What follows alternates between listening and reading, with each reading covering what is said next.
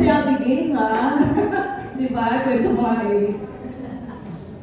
Ayan po, isang mapagpalang umaga po sa bawat isa sa atin. So, siguro for some, parang, bago si Ate A dito sa pulpit. Pero, gaya po na sinabi ni Sister Beth, hindi po ito yung first time. Pero, ito ulit yung pagkakataon after more than 3 years. Nung huling beses na ako po ay nakapagsalita dito po sa ganito pong avenue or sa ganitong platform. Kasi po, ang huling beses na alala ko ay ako po ay 4 months pregnant kay TV. Ano pa po yun? Online pa tayo dahil pandemic yun. So, sa mga online natin na services noon dahil during pandemic ay yun po, yun yung aking mga last preaching na pagkakataon. And salamat sa Lord sa pagkakataon na after more than 3 years, eto ulit. So, bear with me kung parang pakiramdam yung kinakabahan si Ate Lynn kasi given na kapag tayo ay nagsasalita at nadala ng salita ng Panginoon, kinakabahan na. So, dahil matagal na rin ako, siguro mga times 3. Siguro mga times 3 yung kaba ko ngayon dahil ang tagal na nung huling beses. Pero, again, salamat sa Panginoon dahil yung pagkakataon na binibigay niya sa atin is opportunity yun upang tayo ay gamitin niya upang magbahagi ng kanyang mga salita. So, yun po. Ngayon po ay nasa second series na po tayo, second preaching na po tayo tungkol sa love na binubuo po ng ating halo. So, kung paulit-ulit po na yung naririnig at pinapaulit-ulit natin yung pinire-recite ko ano ang halo, yan po ay dahil gusto po natin bigyang importansya ang mga bagay nito sa ating pagsunod sa Panginoon o yung ating discipleship dito po sa Christ to the Philippines. So, again, ano po ba yung halo? Yung walang tinginan. Ay, nakikita. Mga ati, para talagang malaman natin. So, halo, ano po yung H? A?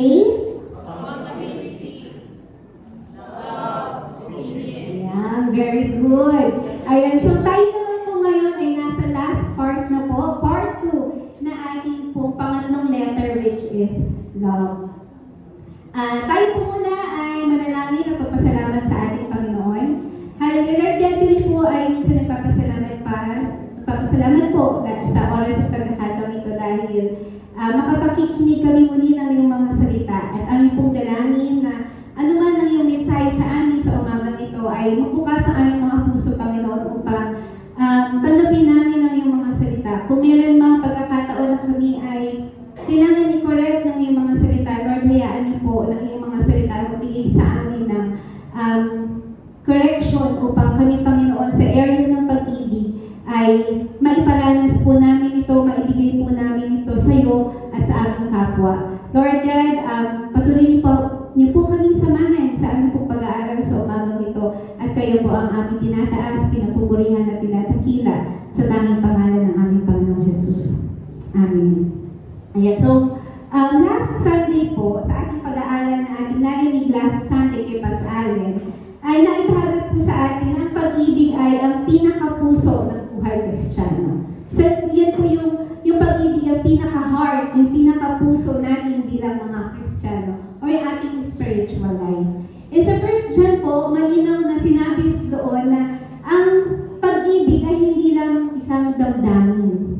Hindi lang yung isang emosyon, hindi lamang yan isang feeling. Kundi ang pag-ibig po ay isang proof ng totoong pagkakilala sa Diyos. So ito po yung proof na tayo po ay totoong kumikilala sa Diyos. So sabi po sa 1 John 4:8, ang hindi umiibig ay hindi nakakakilala sa Diyos.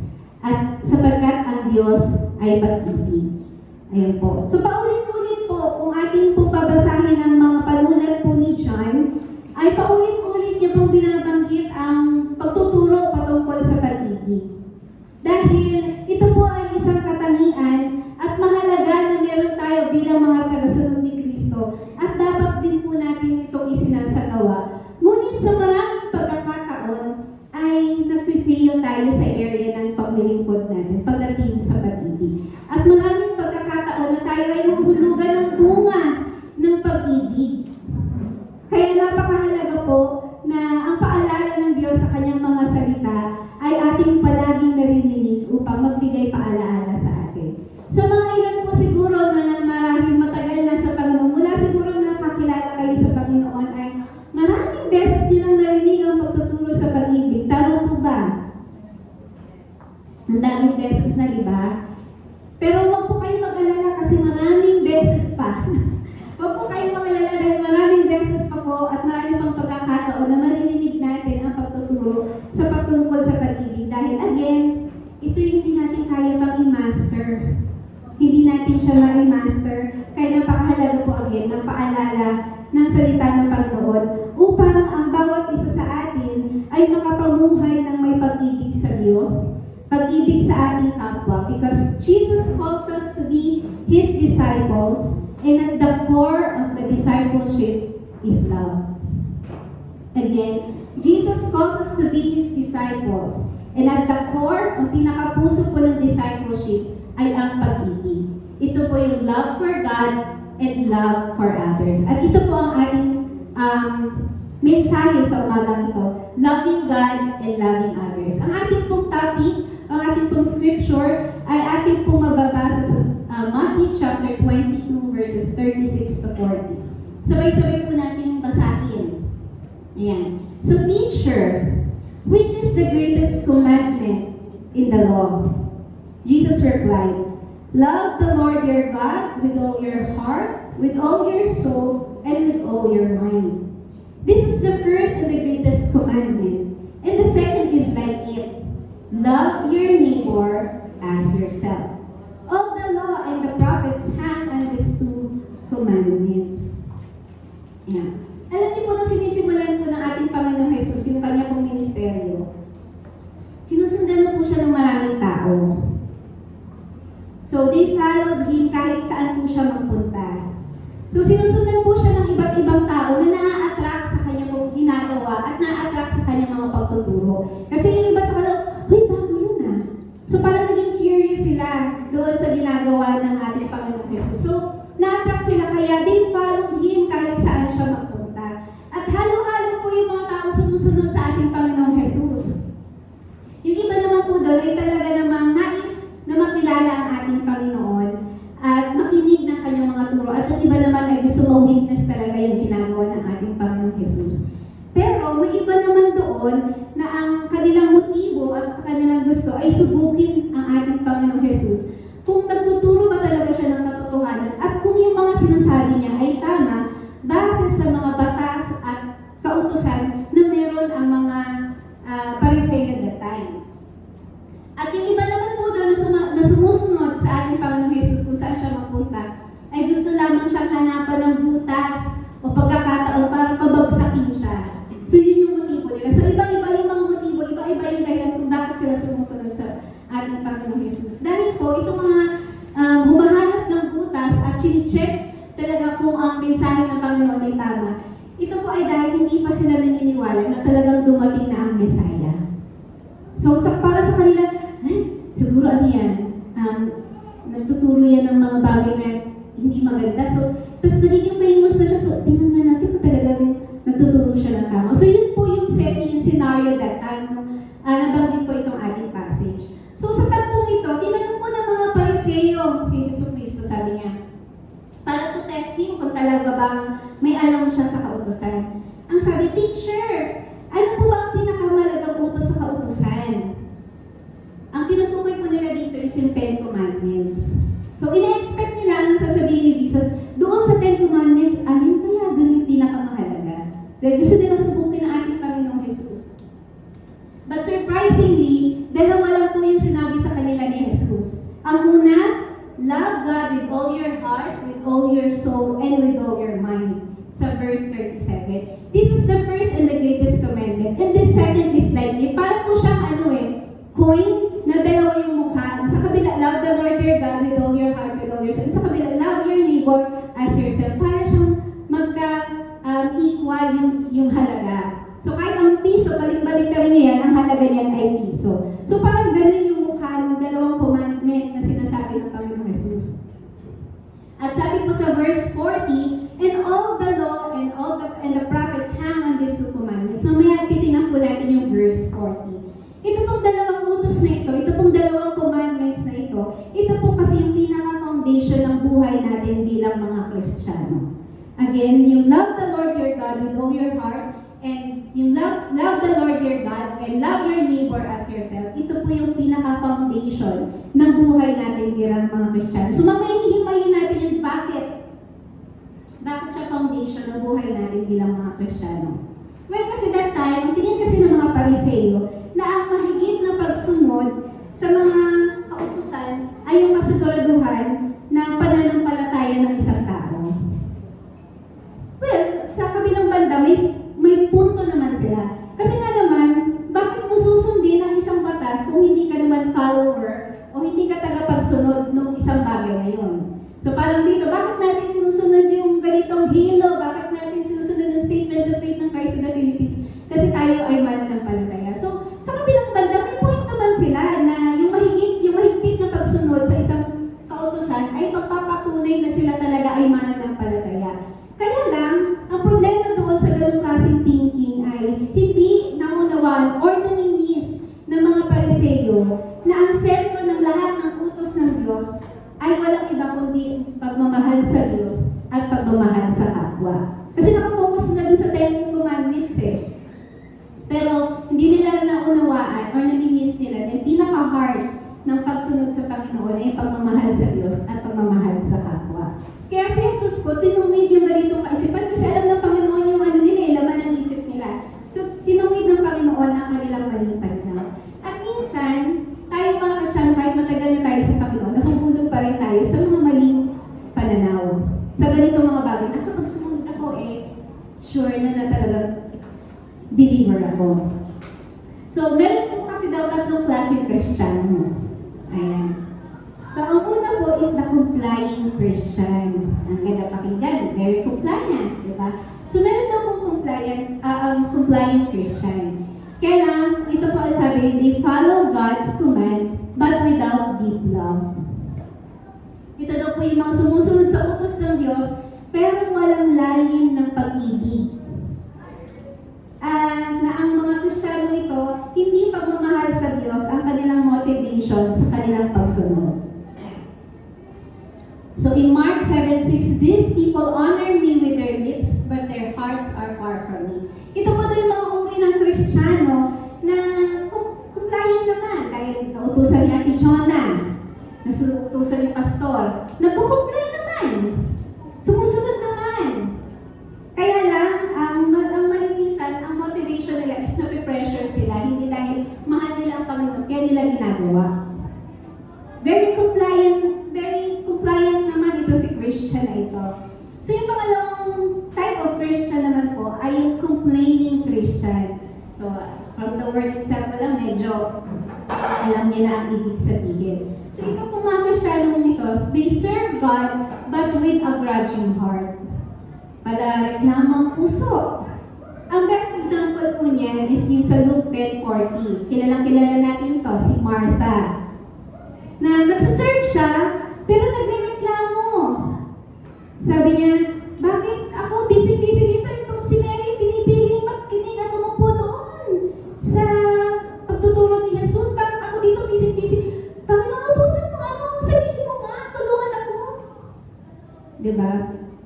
So, si Martha ay na-fall sa ganitong klase Christian, sa complaining Christian. Ito daw po yung naglilingkod, pero laging may mga sinasabi, laging may mga negative na mga sinasabi, at kung ano-ano yung mga sinasabi sa kanilang paglilingkod.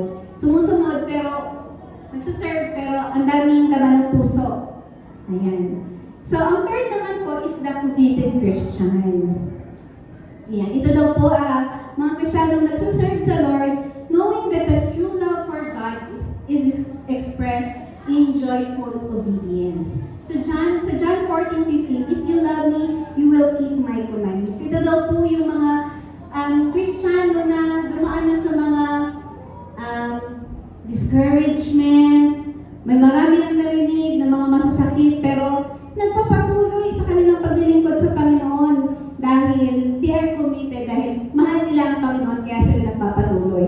Kaya kung meron ka dyan mga nakikita matatagal na sa Panginoon, dumaan na yan sa maraming heartaches, pero nagpapatuloy sa Panginoon because they love God and they're committed sa Panginoon. So, alin po kayo dito sa tatlong Christian type ng Christian na ito, tayo nagpo-fall? Saan kaya ang tatlong klase na to? Nasa na tayo sa tatlong compliant? Kayo ba yung complaining? O kayo yung committed? O baka doon tayo sa pang-apat. Alam niyo yung pang-apat? Yung combination. Habang inaaral ko, sabi ko, ay, medyo combination. Medyo complying, pero complaining. Yung sumusunod naman, pero ang daming sinasabi. Or doon tayo sa medyo committed, pero medyo complaining. Oo, di ba? Committed naman ako, pero ang dami ko rin negative na sinasabi. So, saan mo tayo? Siguro parang ang dami nag-react doon sa pang-apat, so doon tayo sa combination. But I hope and pray po na dumating habang tayo po ay talagang kumikilala sa Panginoon, mas lumalamang na yung committed kaysa sa complaining at saka sa complying. Ayan. So, yun po ang ating panalangin. Alam niyo po dun sa ating binasa, yung ating pong topic sa Matthew chapter 22, meron po yung Old Testament background. So, balik muna tayo sa Old Testament.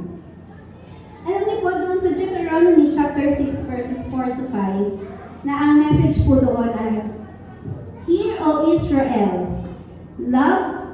Hear, O Israel, the Lord our God is one God. The Lord is one.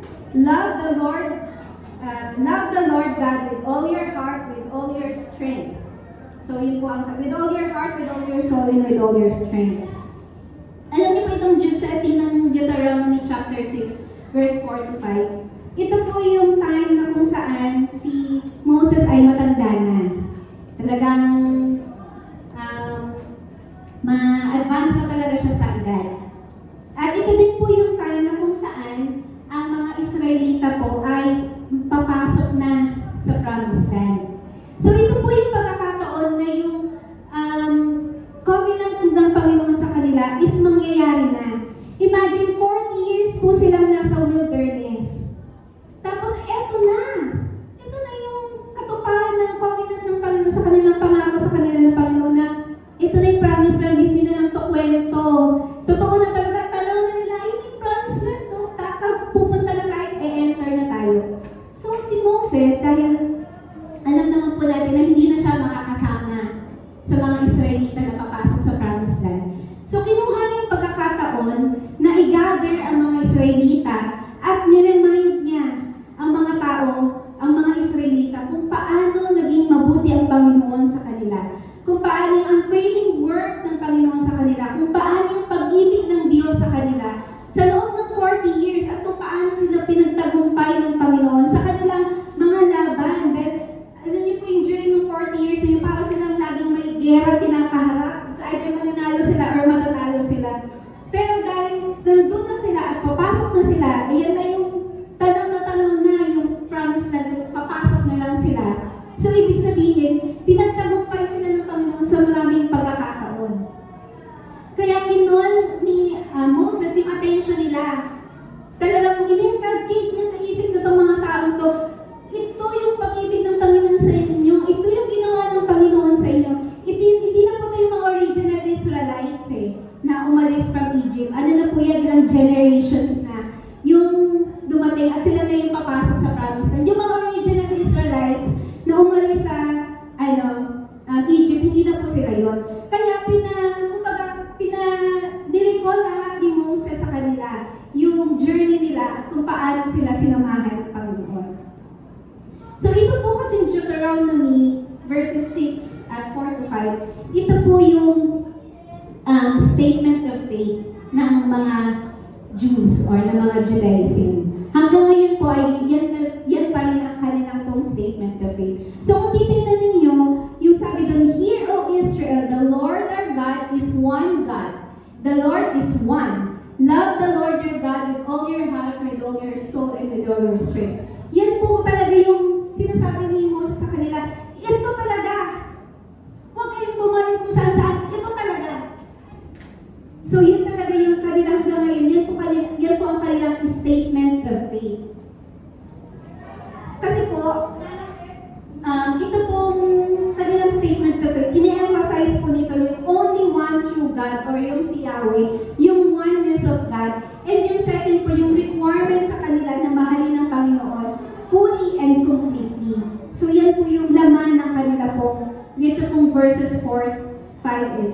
verses 4 to 5. So hanggang sa ngayon po ay paulit-ulit po nila yung ginagawa sa kanilang mga panalangin araw at gabi. At ito pong passage na ito, ang tinatawag po ng word na Shema. Ang Shema po, ang ibig sabihin is to hear or listen. So there is a strong command na makinig kayo. Sabi ni Moses, Shema, you hear, you listen. Dito sa passage na ito, ang ibig sabihin po ng Shema is to really pay attention. Second is to act on a request and to obey God's commandments. So may mga verses po dyan. So yan po ang ibig sabihin ng Shema, to listen, to hear, and to pay attention, and to act on a request.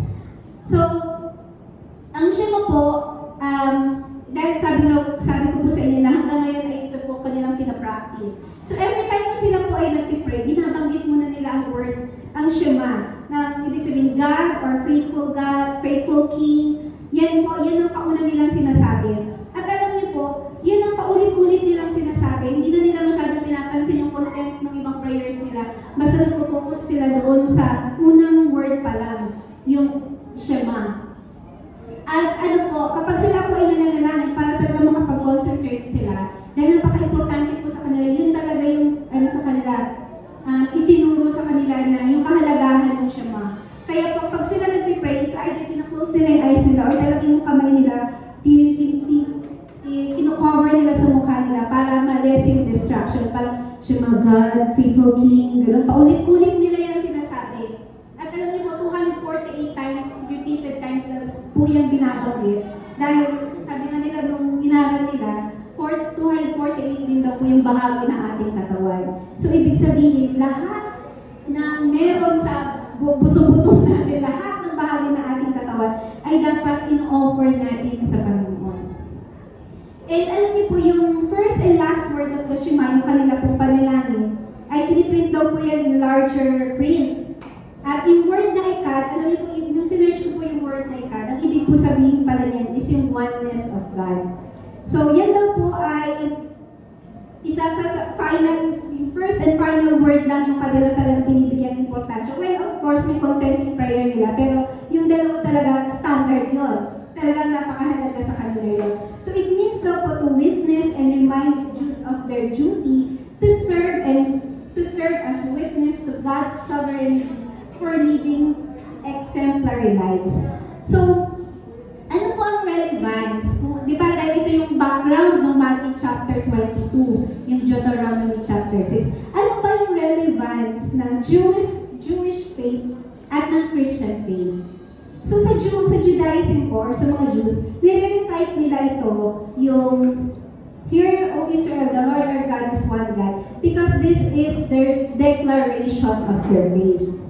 Declaration po yung faith nila. Pero sa ating mga sa Christianity, Jesus quoted yung salita ng yung verse na Matthew chapter 22 as the greatest commandments.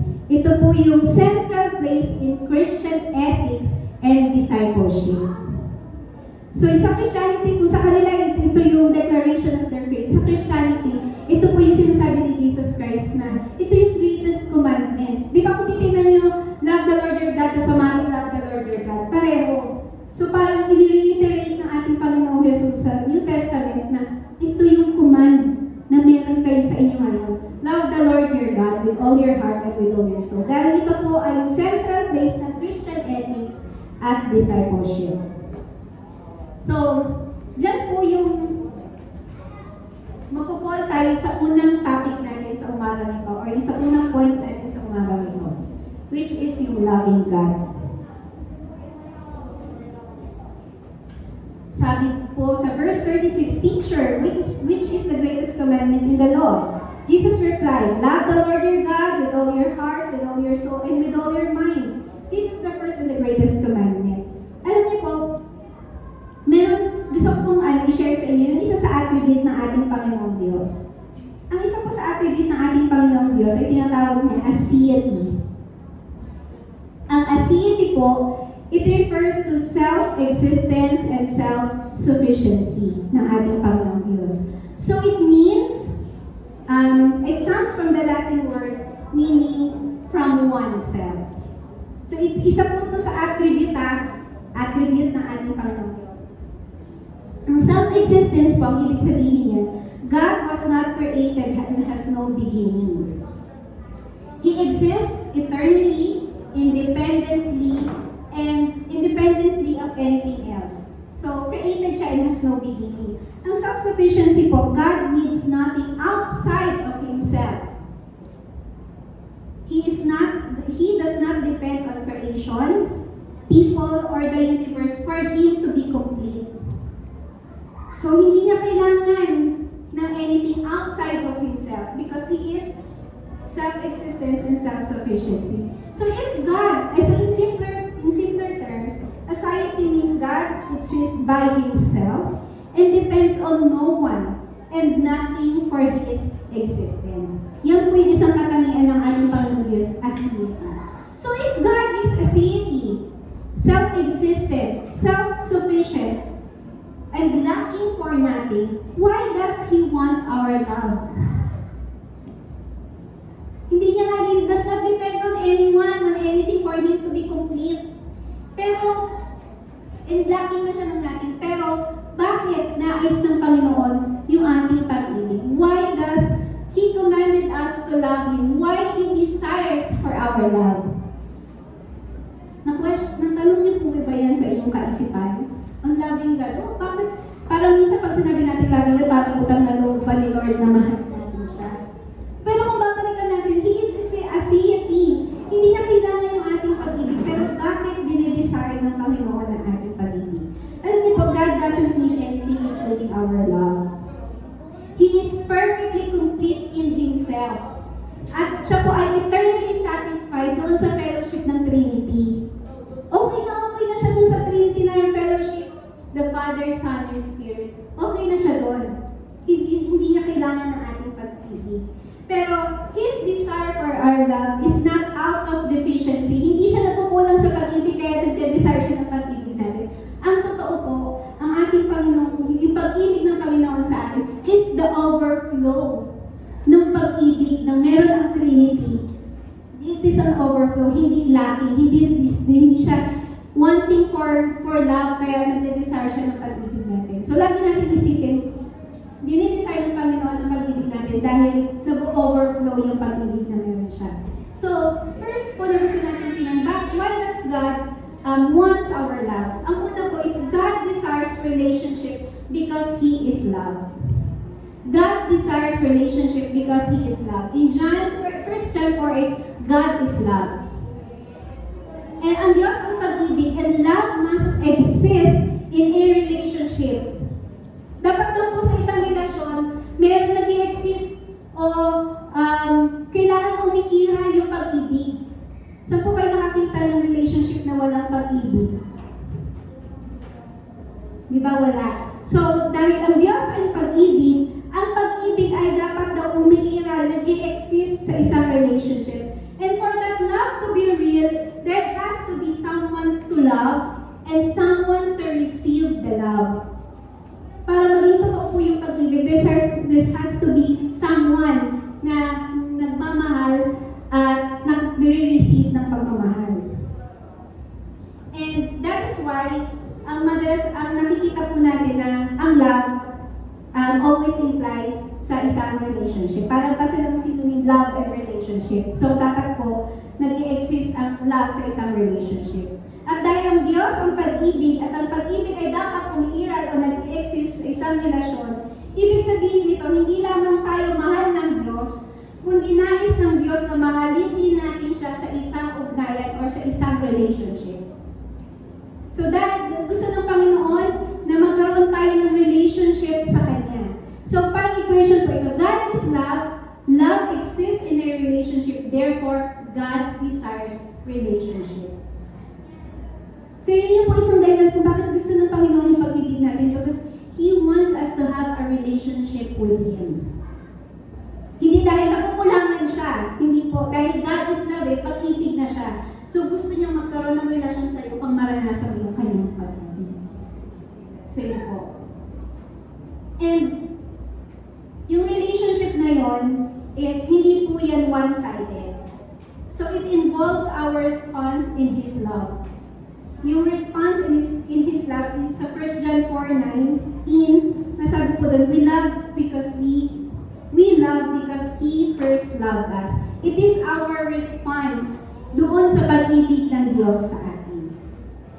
So second po, why does God wants our love? Second is, our love brings Him glory, but it also completes our joy. In Psalms 16 verse 11, in your presence there is fullness of joy. Ang nais po ng Panginoon is ma-enjoy natin yung benefit of loving Him. Na sa pag minamahal po natin ng Panginoon, we glorify Him as the highest good and the greatest treasure natin. Kumbaga, privilege pa na mahalin natin ang ating Panginoon. At yun po yung nais ng Panginoon sa atin. Kapag minahal natin siya, meron yung kalakip na benefit. Diba? At nais ng Panginoon na ma-enjoy natin yung benefit of loving Him. Napakarami po ng benefit na makukuha natin sa ating pagkakilala sa Panginoon. So, yung love natin sa Panginoon, God wants our love not to take something from us. Kasi di ba minsan pagka nagmamahal tayo, para bang requirement na meron akong ibigay sa'yo, may kailangan akong isacrifice sa sarili ko para mahalin ka. So, sa yung klase ng uri ng pagmamahal ng Panginoon, He doesn't want to take something from us kapag minamahal natin siya. But because loving Him is what we are created for.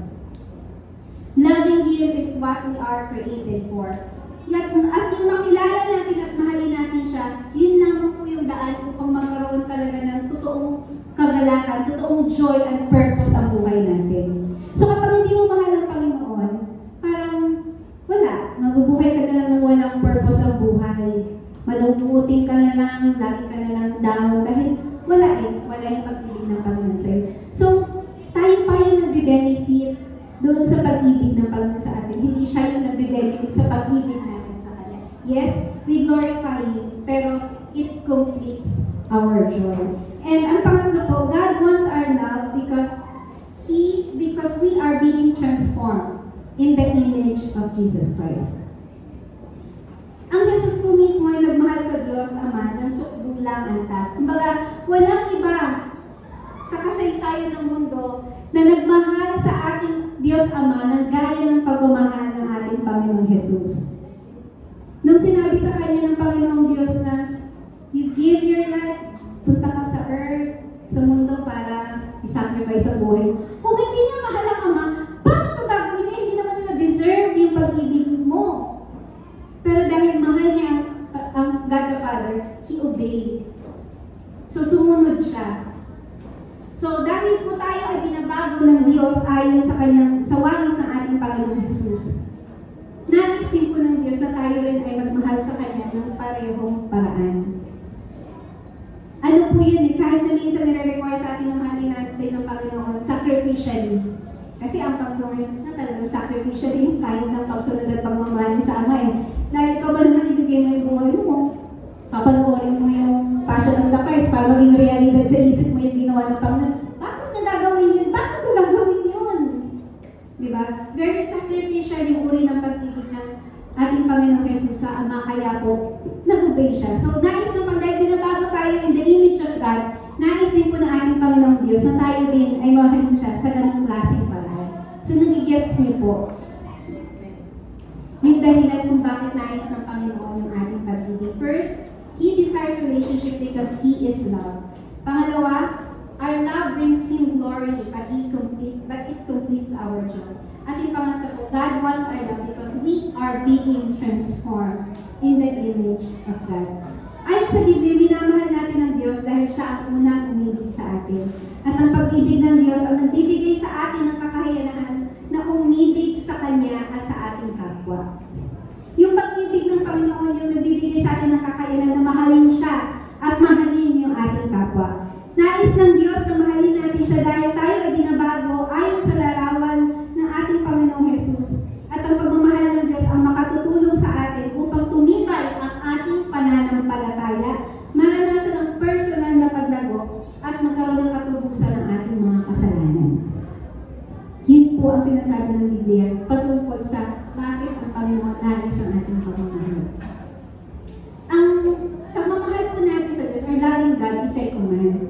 Hindi po yan suggestion or hindi yan isang option sa ating bilang mananampalataya. Ito po ay command. Sa Greek word po ng salitang agapao is the verb for agape.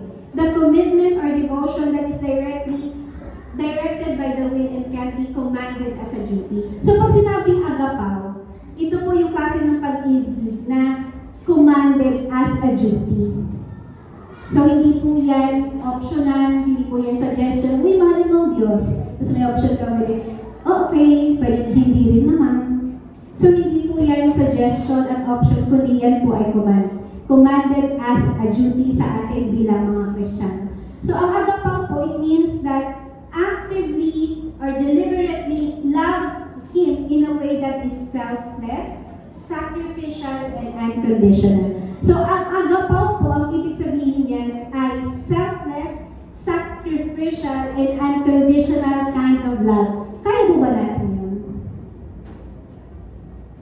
Siguro doon lang tayo sa medyo sacrificial kasi parang pag nagmahal naman talaga yung magulang, very sacrificial. Pag nagmahal ka naman talaga sa asawa, very sacrificial. Pero, napakalimit. Hindi talaga tayo dumarating doon sa unconditional and selfless. Pero ang sinasabi po ng ating Panginoong Diyos, yung pag-ibig niya sa atin is agapao, agape. It is an active and selfless, sacrificial, unconditional type of love. So, ang agapao po is not a feeling. Hindi po yan emosyon. So, hindi yan nakabasa sa ating notion, kundi ito po ay isang choice na for doing and laying down my life even if you don't deserve that kind of love. So, yung agapao po, yun yung ibibigay mo pa rin yung buhay mo, pagbibigay mo pagmamahal mo kahit hindi deserve ng isang tao. Yung pag-ibig. So, that is agape. Yung pagbibigay ng klase ng pagmamahal kahit hindi niya deserve yung pag-ibig natin. Kasi sa atin, pag hindi niya deserve, ay bakit bibigay? Hindi naman deserve yun. Di ba? Minsan, ganun yung thinking natin bilang mga Kristiyano. So, ibigin natin ang Diyos kung dahil may kilala tayo sa Kanya, kung tinais ng Diyos na magkaroon ng ugnayan tayo sa Kanya. Kaya ang pag-ibig ng Diyos ay parehong panimula at hantungan ng buhay natin bilang isang mananampalataya. Alam niyo po, ito yung nung inaaral ko, sabi ko, yun pala yung natin buhay Kristiyano, no? Yung pag-ibig natin sa Panginoon, yan daw po yung parehong simula at katapusan o hantungan ng buhay natin bilang mga Kristiyano. So to love God at hanggang mamatay ka, yun lang yung essence ng being mo, yung mahalin ng Panginoon. So kapag may nagtanong sa'yo, what does it mean to be a Christian? Ang ibig sabihin po na it means to be a lover of God. Are you a lover of God? Are we a lover of God? So kung maintindihan natin na ang pinakasimula pala hanggang sa pinaka-last ng buhay ko, pag-ibig ng Diyos lang pala yung pinaka-essence ng buhay ko. Yung mahalin siya. Because being Christian, yung sabi ko na ng pinaka-essence nun, ang pinaka-ibig sabihin, it means for us to be a lover of God. The one true and the living God. And everything else follows from this supreme affection. Lahat po yun, susunod na lang kapag meron tayong relasyon sa ating Panginoon. So, ngayon po, paano ba natin mamahalin ang ating Panginoong Diyos? Kung kanina naiintindihan na natin bakit kailangan natin mahalin ang Panginoon, bakit ang Panginoon dinidesire niya yung pagmamahal natin. Ngayon, paano naman ba tayo magre-respond? Sabi nga, it is not one-sided kind of love. One-sided love.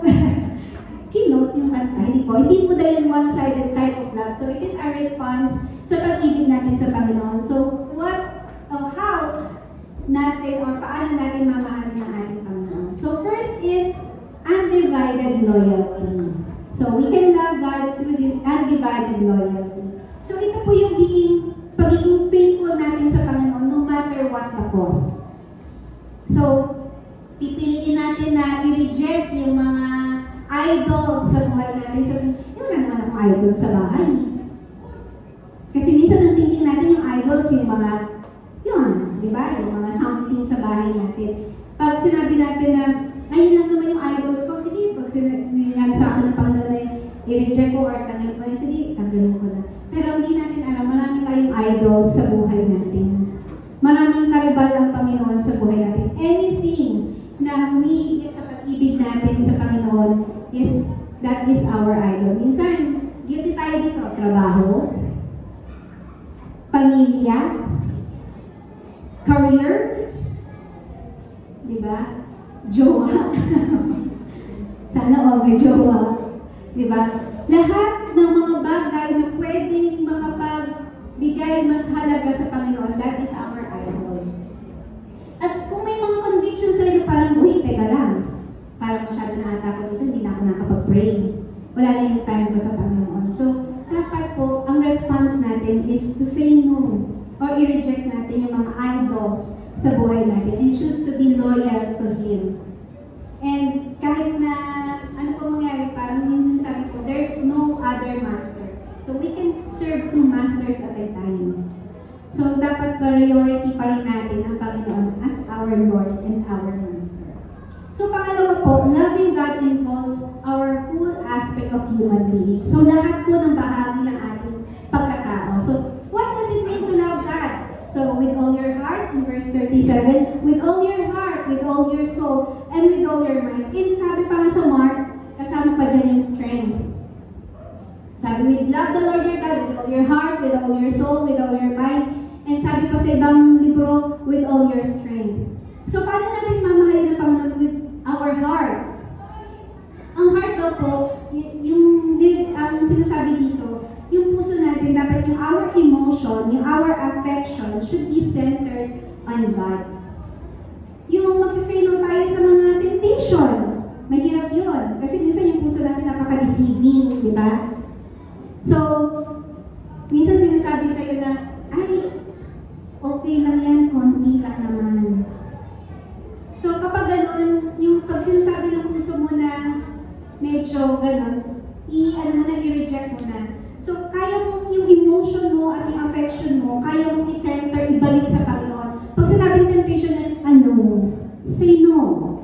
Tapos, minsan, kailangan natin piliin na magsalita ng katotohanan kaysa sa magsinungaling. And sa ilan naman po, especially sa mga kabataan, to maintain sexual purity. Na kahit na po sa atin, napaka-common na yung sex outside marriage. Kung mahal mo ang Panginoon, you will choose. You will choose Him kaysa dun sa personal na desire ng iyong sarili. So that is obedience, that is love. So ganyang paraan mo, ipapakita mo yung pagmamahal mo sa Panginoon. So napakarami pong paraan pagdating sa puso. Minsan, kailangan natin din talaga lagi i-check yung ating puso kasi hindi lahat ng sinasabi ng puso ay tama. Kailangan natin ibabalik yan sa salita ng Panginoon. Paano ba natin siya mamahalin sa pamamagitan ng ating mga puso? So sa pamamagitan naman po ng ating ng soul. So our deepest being and our identity belongs to Him. So ito po yung soul natin, yan po yung nakakaramdam ng mas malalim na klase ng sorrow kaysa physical pain. Yan po yung talaga mas malalim na pagkatao, kumbaga. So, dapat daw po, yung ating kaluluwa, nag-spend talaga tayo ng time in meditation sa salita ng Panginoon. Ito po yung pagkakaroon ng discipline in solitude and listening at mag-dwell sa presence ng Panginoon. Because this is where we cultivate the habits of intimacy with God. So sa ating minsan nangungusap ang ating Panginoon. So kailangan natin ma-practice, mamahalin natin ang Panginoon sa pamamagitan ng pag-cultivate ng pagkakaroon ng intimacy with Him. Yung personal time at yung lalim ng pag-ibig natin sa Panginoon. Si Martin Luther po, sabi niya, kapag busy siya, mag-spend muna siya. Pag alam niya marami siyang gagawin, ito yung schedule niya for the whole day, mag-spend daw po muna siya ng 3 hours sa pagdadasal. Tayo, 3 minutes lang. Lord, kasi mo talaga. Mamaya ulit bago matulog. Di ba? Sino guilty? Kasi ako, guilty din ako dyan. Yung parang pag-isip mo palang, naku, late na ako dahil na, yung 5 minutes mo, naging 30 minutes. Di pag-isip mo dahil naging gawin mo ng madalang, Lord, ganun. So tayo balik 3 minutes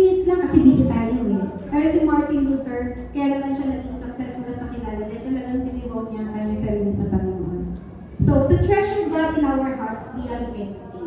So, in everything, sa lahat ng bagay at kung sino man. So, to thirst before God's heart beyond anything and everything and anyone else. So, yun po, parang pinapakain natin yung ating kaluluwa upang mag-cultivate yung lalim ng relasyon natin sa Panginoon. So, sa ganung paraan ay pwede natin mahalin ng Panginoon sa pamamagitan ng ating mga kaluluwa. So, with all our mind. So, isa din to. Minsan po ang puso at ang isip natin, ano yan eh, magkapatid. Minsan po ano sinasabi ng puso, yun din yung sinasabi ng ating isip. Minsan naman nagbabattle din yan. Minsan magkalaban din yan, minsan magkapatid yan. So, ito po, sabi, the mind is the seat of the reflective consciousness.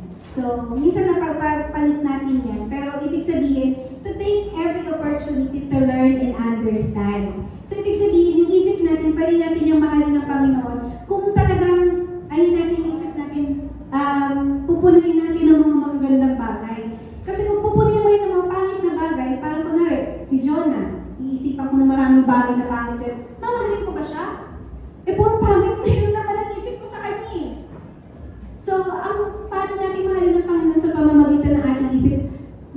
Kunin natin ng opportunity upang matuto at maintindihan natin kung sino ang Panginoon sa buhay natin. Lagyan natin, alalahanin natin palagi ang kabutihan ng Lord para mas lumalim yung pag-ibig natin sa Kanya. Kasi kung hindi natin yung gagawin, hindi pa practice ng isip mo na alalahanin, maging thankful ka palagi sa Panginoon, ay puro negative talaga ang laman ng isip mo. At with that, hindi mo talaga makakayang mahalin ng Panginoon dahil puro negative na yung naman ang isip mo. Parang sa tao yan eh. Pag puro negative ang tingin mo kay Allen, hindi mo talaga mamahalin yan. Lagi na lang pagka nagkamali yan, halin ako talaga, trigger talaga. Yung parang, please, sinasabi ko ito kasi nakakailang beses ka na talaga. Di ba? So, sa ganun parang pwede natin mahalin ng Panginoon, i-cultivate natin yung isip natin sa mga gandang bagay. Lagi natin alalahanin yung pag-ibig at pagmamahal ng Diyos sa atin. So, sabi po na with all your heart, with all your soul, with all your mind, at isama na rin natin yung strength. Ayan. So, pwede naman natin mahalin ng Panginoon sa pamamagitan ng ating mga physical energies. So, we can obey and love the Lord with our physical energies and to serve Him with all our energy. So, kanina pa kayo nakatingin dito, so i-practice natin ikot-ikot nyo yung mga ulan na. Ikot po kayo. Talagang ikot nyo yung, huwag mo na 360 kasi baka iba na yung nangyari sa inyo. Ikot nyo lang, exercise, tingin po kayo. Ikot, tingnan yung paligid. Yan, tingnan nyo kahit si Angie dito. Tingnan nyo po, exercise nyo kasi baka dahil lagi na lang dito yung tingin ninyo. Ano na, laptop na tayo. So exercise, tingin. So ano pa kanyang nakita? Uy, ang ganda daw. So, di ba po pag-ikot natin, iba't iba we are, composed of different ages. Di ba? Iba't ibang ages yung mga nandito. Iba't ibang kulay. Iba't ibang ages, iba't ibang, edad. So, sino po dito yung mga ages 20 to 30 years old? Huwag na po kayo magpabata kasi kilala naman natin ang isa't isa dito. So, huwag na po tayong mag-deny. Yung hanggang 30 lang, hindi po sinabing beyond 30. Yung 20, ang ages niya is nasa 20 hanggang 30 years old. Taas kamay. Hanggang 30. Ay, marami-rami din. Okay, alam niyo po, yung mga ages 20 to 30, kayo daw po, yung edad na kung saan yun po yung height ng inyong physical strength. Sabi po sa pag-aaral yan, yung mga edad po niyo talagang kalakasan ninyo. Yung physical strength niya very malakas. So, talagang very active ang inyong katawan. Yung mga ages naman po na 40 to 50 years old. 40 po na, 40 to 50 years old. Huwag na kayong mahiya magtaas ng kamay. Be proud! Kasi ibig sabihin, ganun ka faithful ng Lord sa inyo, mabot na kayo ng 40 to 50 years old. Ayun, meron din. Wala lang minsan sa mukha, pero nasa katawan na talaga. Kasi ito daw po yung mga edad na kung saan, yan daw po yung height of our intellectual power. So kung yung mga edad na 30 to 40, height po yun ng kanilang physical strength. Ito daw po mga 40 to 50, ito yung height ng kanilang intellectual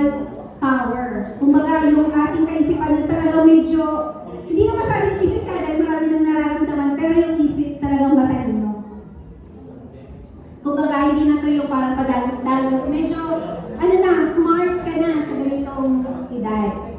Ayan, so nakakatuwa. Parang hindi na kayo nahiyang itaas ng kamay. Ayan, so may pagitan po doon, di ba? So yung ano naman po, 30 to 40 years old, yun yung pagitan eh. Kanina 20 to 30, 40 to 50. Yung pagitan po nun, di ba, meron 30 to 40 years old. Saan po yung mga 30 to 40 years old? Kasama ko doon. So 30 to 40 years old, yan daw po yung transition din natin. Na transition na between physical, na strength at intellectual maturity. So yan pa yung transition. Nagta-transition pa pala tayo. Kaya pala yung mga kalalakihan, dito pala nagmamature. Ay, sabi na nga pa, kaya dapat talaga 30 to 40. So dito pala nagmamature. Kumbaga medyo, nasa transition. Kaya ngayon ko naintindihan na. Kaya pala sa ganitong edad, nagmamature na. Bakit mo tinatapik? Bianca.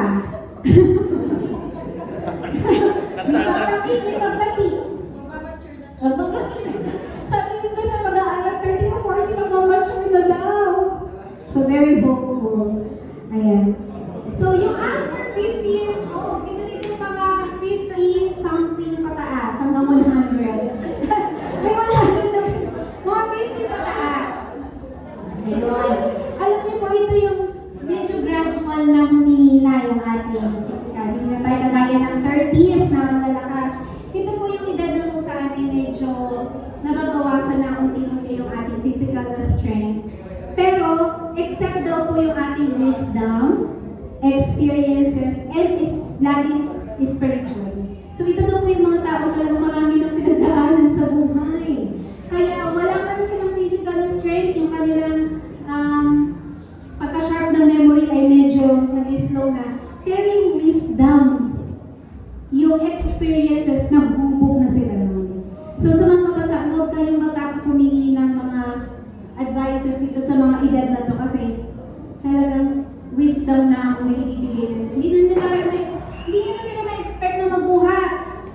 Pero ma-expect nyo sila magbigay ng mga advices sa inyo, sa bawat isa sa atin. So, alam niyo po, itong mga edad na to, mga 50 years old, yan na daw po yung edad na kung saan mas nagkakaroon na sila ng mas malalim na understanding patungkol sa life. At mas lumalalim na yung kanilang faith. Totoo ba? Amen! Dapat naman. Pero so, ano pong ibig sabihin ito? So, habang meron pang lakas ang ating katawan, ibigin natin ang Panginoon. Habang may lakas ng mga kabataan, ibigin natin ang Panginoon. Gamitin yung buhay niyo sa paglilingkod sa Panginoon. So, kapag wala ng lakas, ibigin pa rin natin ang Panginoon. Kahit wala ng lakas, ibigin natin ang Panginoon. So, kahit sa anong paraan, hindi man tayo kasama na sa nagsaset up, pero yung isip natin, pwede natin yung maging contribution sa mga gawain. So, pwede natin mahalin ang Panginoon kahit wala na tayong lakas.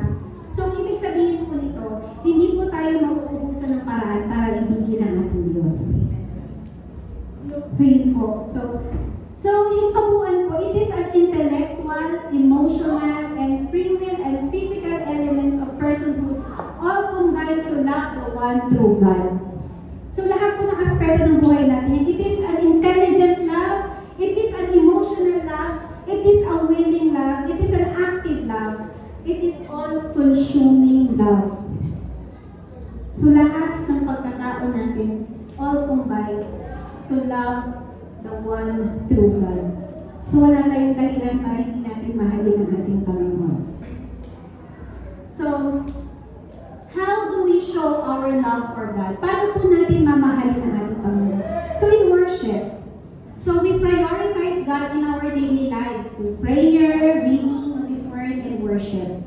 So sa ganito po natin pwedeng mahalin, pakita yung pagmamahal natin sa Panginoon through worship, through reading Bible, through reading His Word and prayer. Kasi kapag hindi natin yung ginagawa, hindi talaga tayo nagkakaroon ng mas malalim na ugnayan sa ating Panginoon, di ba? Because we are, desire ng Panginoon yung to have a relationship with Him. And for the relationship to grow, kailangan meron kang constant communication. Meron kang kinikilala mo yung someone na minamahal mo. So kapag hindi mo pinakita, hindi ka nagbasa at hindi ka nanalangin, talagang malalayo ka dun sa someone na minamahal mo. Pag hindi mo kinakausap, malalayo ka. ka. So, paano mo ipapakita sa Panginoon ang pag-ibig mo sa Kanya? Mag-spend ka talaga ng time sa Kanya. Kilalanin natin ang ating Panginoon. Second is obedience. Nabanggit po ito ni Ate Shah ng first topic about holiness. That is, obedience is the love language ng ating Panginoon. So, kung gusto mo mahalin ng Panginoon, sumunod ka. Kahit, sabi nga, balikan natin yung agapaw, yung agape. It is sacrificial and unconditional kind of love. Kapag na-require sa atin ng Panginoon na mahalin natin siya sacrificially, talagang part yun, kahit na pinag-ginawa sa'yo ng Lord na, huwag mo munang gawin to. Pero dahil gustong-gusto mo na, sige na nga, Lord, hindi na nga. Sacrifice talaga yan para sa atin. Pero kung nire-require natin, dahil nire-require na mag-obey tayo sa Panginoon dahil mahal natin siya, gagawin natin yun.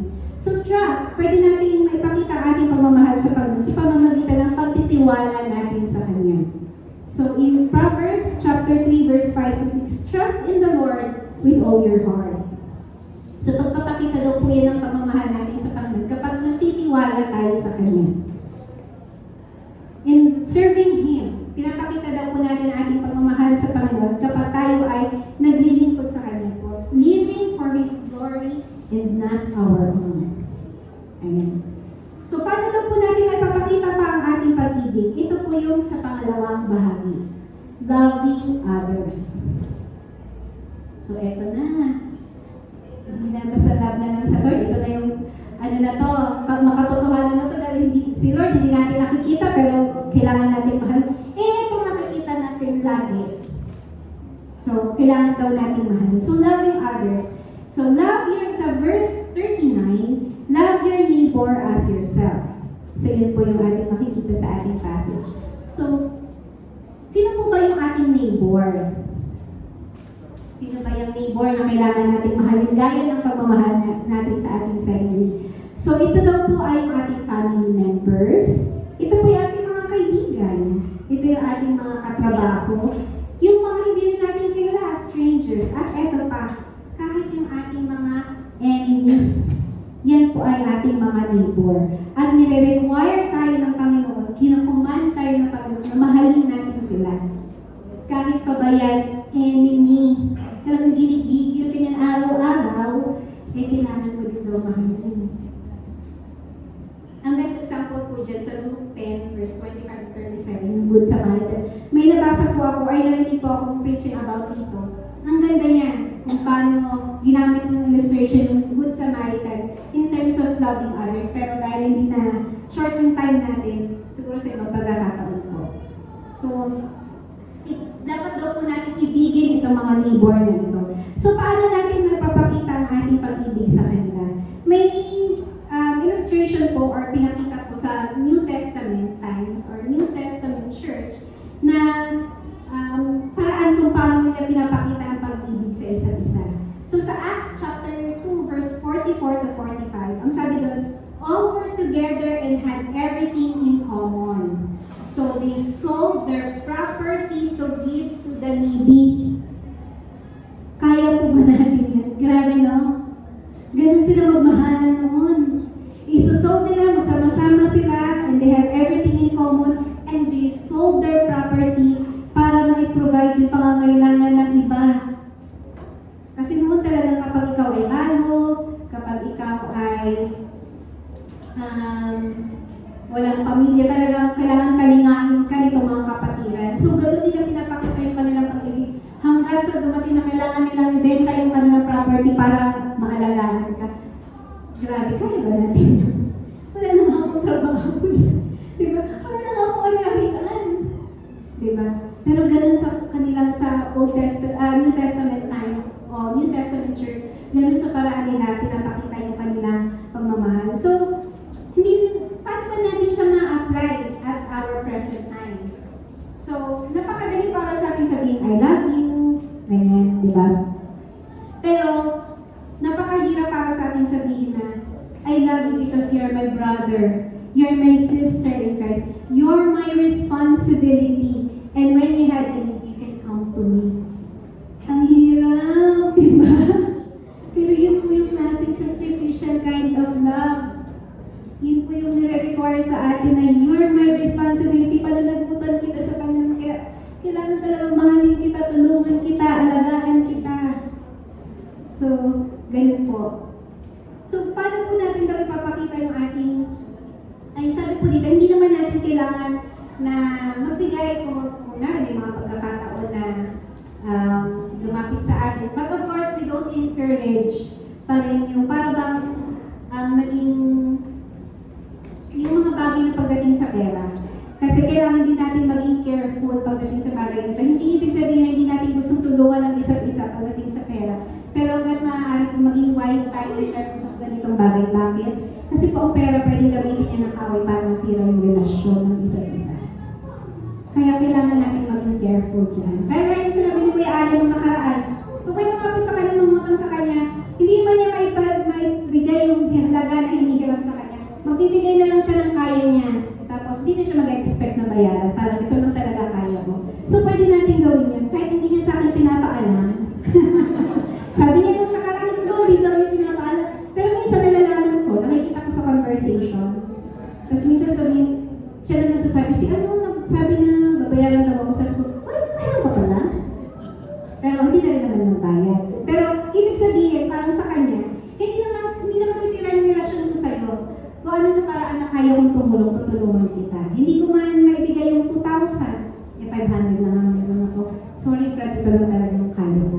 So, hindi naman kailangan malaki, mas importante, bukal sa loob. Hindi naman natin kailangan na ipaalam sa lahat, pero gawin natin tumulong sa ating mga kapatiran sa mga panahon at pagkakataon ng pangangailangan. So, paano po natin sila tutulungan? Hindi lang naman sa pera. Maraming paraan po natin maipapakita ang ating pag-ibig sa iba. Ito po ay yung isa, ay compassion and kindness. Alam niyo po yung compassion, it is deep, it is a feeling deeply for someone who is hurting. Talagang malalim na uri ng damdamin mo para sa kanyang upang tumulong. At yung kindness, it is an act of gentle and patience na response ng pagmamahal. So, we can love daw po ang ating mga kapatiran or ating neighbor sa pamamagitan ng compassion and kindness. Sa Ephesians chapter 4 verse 32, be kind and compassionate to one another. So meron pong call sa atin to love others compassionately and with kindness. So example po dyan, when a friend is struggling, paano may papakita ang iyong compassion? So pwede kang makinig sa kanya without judging. Di ba yun yung compassion eh? Yung makinig ka sa kanya na hindi mo siya ginajudge. Sa isip mo pala, ginajudge mo na siya. Ano talaga to si sister? So hindi po yun compassion. So kapag ang isang lumapit sa inyo ay may struggle, so you can listen to him or her without judging. That is compassion. And paano naman tayo mag-response with kindness? To offer help or encouragement. Diba? Gentle response. Hindi yung, ay, ako talaga, umuwi ka na sa inyo, nagigigil ako sa'yo eh. Ilang beses na natin itong pinag-usapan, hindi ko pa natututo. Pero may mga pagkakataon din naman na may limit. Kapag ka talagang meron na rin, matigas talagang uwi, bigyan na natin kay pastor. Ayan. So, forgiveness. Napakahirap dito. Kaya babalik pa rin tayo din sa agape kind of love. Kasi forgiveness, napakahirap yan bigay. Diba? Lalo kung talagang paulit-ulit naman. Pero ang sabi, ipapakita natin yung pag-ibig natin sa iba sa pamamagitan ng pagpapatawad. As Christ forgave us sa Colossians 3 verse 13. So hindi natin kaya gawin ito kung wala talaga yung pag-ibig ng Diyos sa atin. Third is serving others. So we can love others by serving them. In Galatians 5:13, serve one another humbly in love. So pwede daw pala natin, may papakita natin yung pagmamahal natin sa isa't isa sa pamamagitan ng pagsaserve natin sa isa't isa. And pang-apat po is speaking life. So using our words to encourage and build up others. So Proverbs 18 verse 21. So kapag may mga pagkakataon na kailangan natin, wala tayong pera, pero meron naman tayong panahon at lumapit sa atin, pwede natin ipakita ang ating pag-ibig sa pagbibigay ng panahon at pagbibigay ng encouragement. Lahat naman tayo may bibig na pwede natin gamitin yan para to speak life, to speak encouragement sa mga samo na nangangailangan ng ating tulong at maranasan nila yung pag-ibig ng Panginoon. At yung huli po, na dinagdag ko dito is pray. Diba? Kapag mahal mo ang iyong kapwa, or kapag mahal mo ang someone, di ba pinagpipray natin siya? Unless na talagang hindi tayo prayerful. Hindi ko siya pinagpipray kasi hindi ka naman nagpipray. Pero di ba, automatic yun sa atin. Kapag mahal natin yung tao, talagang pinagpipray natin siya. Di ba? Kapag tayo, yung mga magulang, pinagpipray natin yung mga anak for their protection. Kasi mahal natin sila, gusto natin na ingatan sila ng Panginoon. Kapag ikaw asawa, pagpipray mo yung asawa mo kasi ingatan siya ng Panginoon sa kanyang paghahanap buhay. Lagi siyang ingatan at samahan ng Panginoon. So, di ba kapag mahal mo ang tao, yung jowa mo, pinagpipray mo. Di ba? Yung kaibigan mo, pinagpipray mo. So, kapag mahal mo ang isang tao, automatic yung prayer. So, paano mo ipapakita ang pagmamahal? Through prayer. Lagi natin silang isama sa ating mga panalangin. Alam niyo po, there is a connection between loving God and loving others. Meron po yung connection. Because in 1 John 4:20, whoever claims to love God, yet hates a brother or a sister is a liar. Pwede mong sabihin, love mo ang Panginoon, pero magagalitin ka sa kapatiran. Parang tanong ka, galit ka agad. May papakita mo ba yung pagmamahal mo sa Diyos kung lagi ka na lang magagalitin at hindi mo papakita ang pagmamahal mo sa iba? So our love for God should overflow in how we treat others. So, our love for God should overflow into how we treat others. So, yung pagmamahal natin sa Panginoon, talaga makikita yan sa kung paano tayo sumahal sa ating kapwa. Kaya meron silang connection. And loving others is a proof that we truly love God. So, kapag mahal natin ang Panginoon, maganda ang response natin, maganda yung ating automatic sa atin yung pagpapakita ng pag-ibig sa iba. Alam niyo po nang pumasok ang kasalanan sa buhay ng tao. Nung si Adam at si Eve ay kinain po nila yung forbidden fruit, they realized that they are naked. At mula po, nung simulang na-realize nila na sila ay naked, naging conscious na po sila sa kanilang sarili. At nakita nila, ay, hubad pala ako. Na dati-dati hindi nila yung pinapansin. They just keep on serving. Kasi hindi naman nila alam na hubad sila, hindi sila conscious. But this time, dahil sa kasalanan ay pumasok na sa buhay ng tao, sa kanila, nag-start na silang, they focus on themselves. Lagi na silang nakatingin sa sarili nila, parang lagi na silang conscious. Dahil pumasok na yung kasalanan sa buhay ng tao. At dahil po doon, dahil lagi na ang tao nakafocus na sa kanyang sarili, naging punong-puno na po tayo ng takot. Naging punong-puno na tayo ng kalungkutan. Kaya alam niyo po, ang alam nating uri ng pag-ibig ay selfish at self-seeking. Bakit? Dahil punong-puno ka ng takot, naghahanap ka ng pag-ibig na dapat secured ako sa taong to. Naghahanap ka ng security sa pamamagitan ng pag-ibig.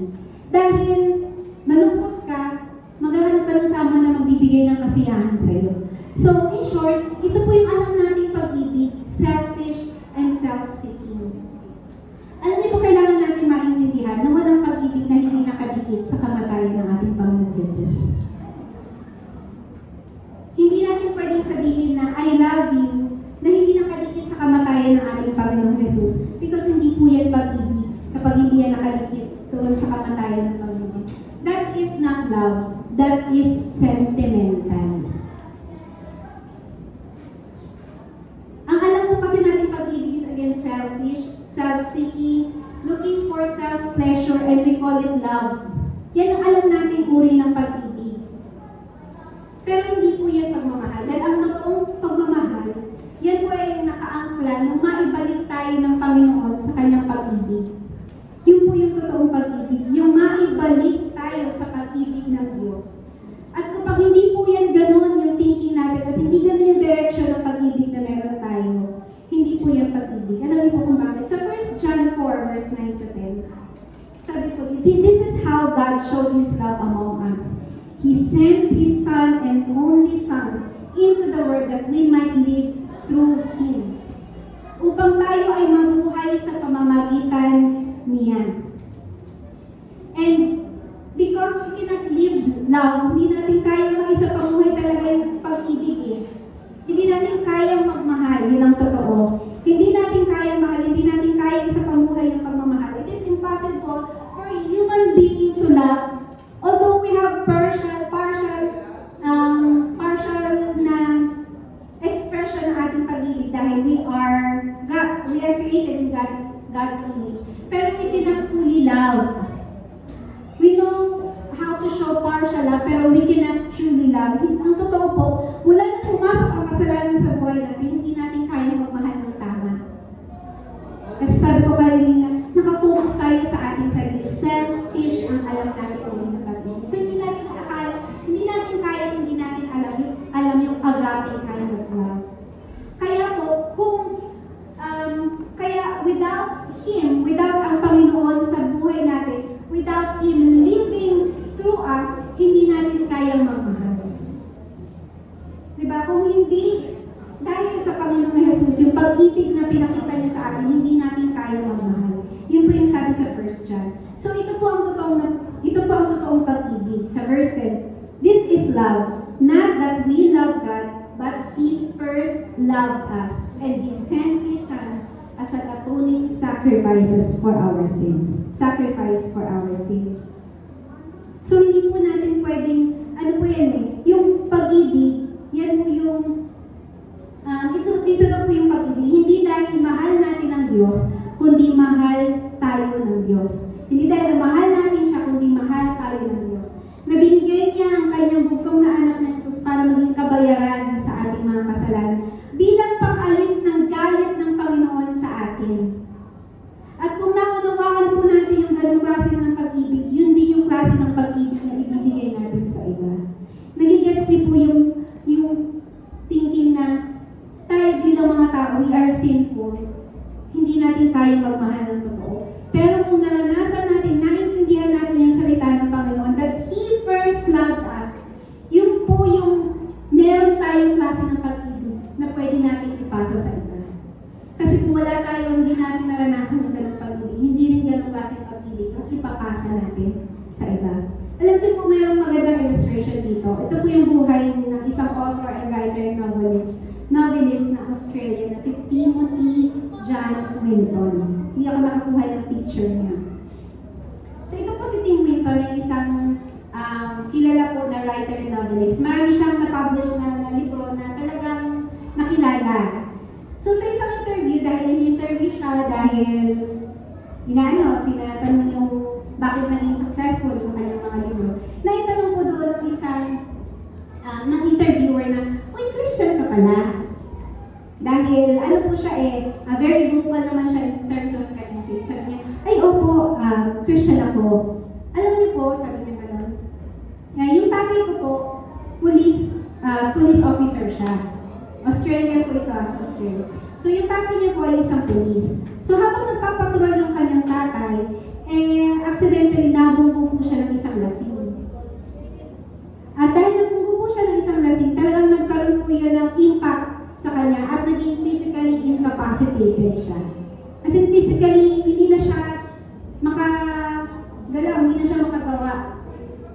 Kaya yung pangyayari nila sa kanyang tatay, nagkaroon po ng malaking impact sa kanilang pamilya. So dahil malaki yung tatay niya, malaking tao yung tatay niya, kasi itong sinignan ko dito si Timothy, malaking lalaki din So yung malaki din yung tatay niya. So yung nanay niya, hirap na alagaan yung tatay kasi ang laki. Imagine mo naman ang laki ng lalaki sa babae, di ba? So, hirap na hirap yung nanay niya sa pag-aalaga ng kanilang tatay. So, nanawagan po sila ng tulong. At alam niyo po, walang kaabog-abog. May isang lalaki galing sa isang local church malapit sa kanila. Pumunta sa bahay nila. Ang sabi niya, nandito ako para kamustahin kayo. Tapos alam niyo po, nang nakita niya kalalagayan ng tatay ni Tim Winton, mula nung araw na yun, araw-araw na siyang bumabalik sa kanila. Ang ginagawa niya po, dahil malaking tatay ni Tim, binubuhat niya yung tatay ni Tim, dadalhin sa CR, paliliguan. Tapos ibabalik ulit, bibihisan, pakakainin. Araw-araw niya po yung ginagawa. Hindi lang po yung tinutulungan niya yung buong kaanak, kasi wala nang nagtatrabaho para sa kanila. That time kasi 5 years old pa lang si Tim Winton. So, bilang bata, wala siyang kayang itulong na ibigay sa nanay niya. So, yung lalaki niya talaga araw-araw, bubuhatin niya yung pakakasamahan, pakakainin, tutulungan yung buong pamilya. Sabi ni Tim, alam niyo po, wala akong nakitang ganong klaseng tao. Na ganon yung klaseng pag-ibig na gumagawa siya nang wala siyang hinihintay na kapalit. Nung tinanong po namin siya, bakit mo ito ginagawa sa amin? Alam mo po ang sagot niya? Because of the love of Jesus. Tapos sabi niya, mula po noon na hikayat po kami, na-encourage kami na umalit sa kanilang church. At alam niyo po, nung lagi na kami umalit sa kanilang church, kami at ang buong pamilya namin ay kumilala at tumanggap sa Diyos bilang ng Diyos at tagapagligtas.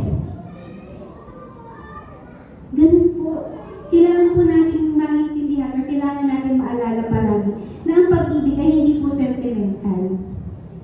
Ito yung willingness natin to sacrifice. Hindi natin iisipin yung ganung klaseng pag-ibig, yung sacrificial, kung alam po natin na wala itong eternal value. Kung alam po natin na walang buhay na walang hanggan. And we know na hindi po natin nakuha yung buhay na walang hanggan dahil gumawa tayo ng mabuti. Kundi because Jesus died for us and He loved us. And siya yung nag-demonstrate ng pagmamahal ng Diyos sa atin. At yun din yung klaseng pag-ibig na nais na ipasa natin sa iba. So babalik pa rin tayo dun sa kaya siya naging greatest commandment. Dahil kapag mahal mo ang Diyos, kaya mo magmahal ng iba. That or on our own, hindi talaga natin kaya. Kaya natin cancel agad ng tao sa buhay natin eh. Cancel ka na kasi sinaktan mo ako. Pero kapag alam mo yung ang motivation mo, yung pag-ibig ng Panginoon sa'yo, kahit na yung asawa mo ilang beses na rin kayong nag-away sa paulit-ulit na dahilan, kaya mo yung mahalin. Hindi dahil mahal mo siya, kundi mahal mo ang Panginoon at mahal mo siya sa ganong bagay. So in verse 40, sabi po doon, and all the law of the prophets hang on these two commandments. Alam niyo po kung bakit? Kasi kapag mahal mo ang Diyos, you shall have no other gods before Him. Kapag mahal mo ang Diyos, hindi mo sisiraan yung pangalan niya. Kapag mahal mo ang Diyos, kapag mahal mo ang iyong kapwa, hindi mo siya pagnanakawan. Hindi mo siya, you shall not steal. Kapag mahal mo ang iyong kapwa, hindi mo naman siya papatayin. You shall not murder. So, kaya kung titingnan natin, kung inaan ko din, sabi ko, ay ano? Kaya ito lang yung two greatest commandment kasi nako-cover niya na-summarize niya na yung lahat ng utos. Kasi kung mahal mo ang Diyos, hindi ka magkakaroon ng ibang Diyos maliban sa Kanya. Hindi mo sisiraan ng Panginoon. Kung mahal mo ang iyong kapwa, hindi mo pagnanakawan, hindi ka papatay. Diba? Hindi mo siya lulukohin. So kaya sabi ng Lord, ito lang dalawa, solved ka na. Magko-comply mo na yung buong commandment. So para sa atin po, it is a life of love. In our conclusion po, love is not just emotion, it is an action. It is an active kind of love. Jesus modeled the perfect love through the sacrifice of His Son, Jesus. And when we love God first, loving others naturally follows. So ang challenge po sa atin ngayon, am I loving God with all my heart, soul, mind, and strength? O panilipasin na lang natin yung pagkakataon na mahalin natin ang Panginoon sa pamamagitan ng lahat ng areas ng buhay natin. And second, am I showing Christ's love to those around me? So pwede niyo po itong i-discuss with your cell meeting po. So tayo po lahat ay manalangin at pasalamat sa ating Panginoon. Lord God, maraming salamat po dahil ang katotohanan